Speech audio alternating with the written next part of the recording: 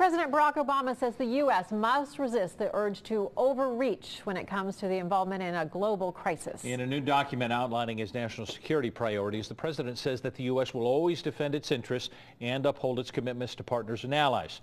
Paulo Sandoval has more on today's announcement.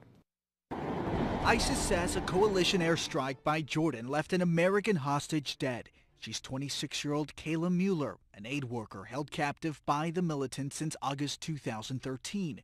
An ISIS Twitter post shows what appears to be a collapsed building in which they claim Mueller was being held. We just don't have any way to corroborate this information. But again, the secretary, throughout his time here, has been very heavily engaged diplomatically with our partners around the region, anyone who could possibly help us locate and bring home any American being held.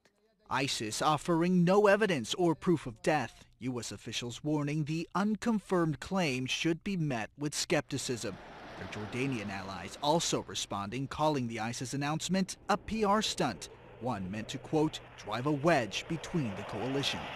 The ISIS claims come as the White House rolls out its new national security policy, one that counts on partnerships and policy to neutralize terror groups. To degrade and ultimately defeat ISIL, we have assembled a broad coalition that is confronting this scourge from all angles, from training Iraqi security forces and supporting the moderate Syrian opposition, to encouraging political reforms in Iraq that foster greater inclusion. Coalition airstrikes are expected to continue targeting ISIS strongholds, while the family of Kayla Mueller watches and waits, the fate of their loved one still unknown.